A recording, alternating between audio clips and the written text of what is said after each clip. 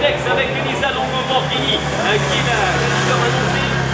Bruce Donalds avec Elisabeth Armistead, l'actuel leader de la Coupe du Monde de cyclisme.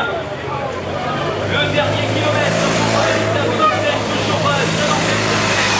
c'est donc le dernier kilomètre de course pour la concurrente de la formation Wigelanda.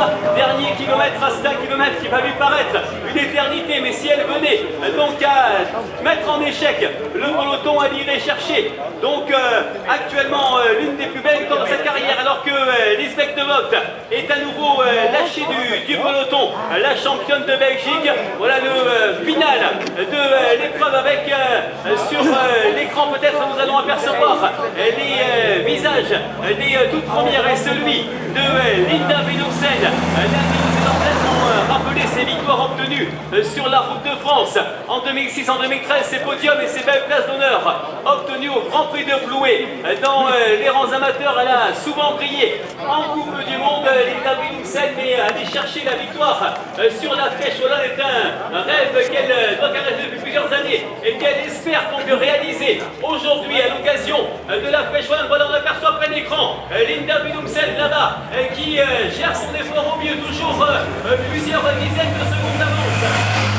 Linda Villumsen, l'ascension du mur de Huy, la terrible ascension du mur de Huy pour Linda Villumsen, donc actuellement installée en tête de course. On l'aperçoit là-bas, toujours le coup de pédale efficace de la Néo-Zélandaise de la formation donc Linda Villumsen en tête de course. On n'a toujours pas visibilité au niveau de ses adversaires.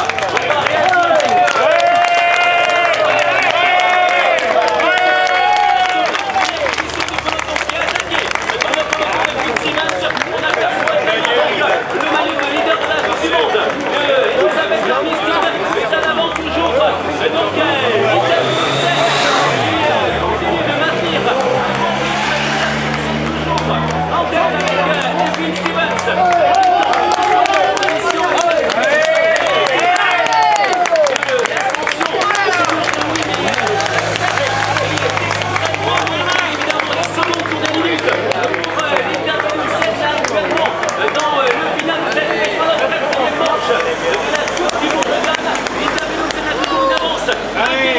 derrière, on s'accroche, on aperçoit Marianne Vos qui s'arc-boute, qui essaye de rester en contact des toutes meilleures dans le peloton avec Evelyn Stevens qui était toujours là, avec Elisabeth Armistead. On a vu également Elisa Longo-Morghini, Marianne Vos dans la première position et toujours Linda Villumsen en tête. Linda Villumsen qui va peut-être réaliser un exploit, même si derrière ça revient très fort avec notamment Elisabeth Armistead. On revient très fort avec Lydia Armistead.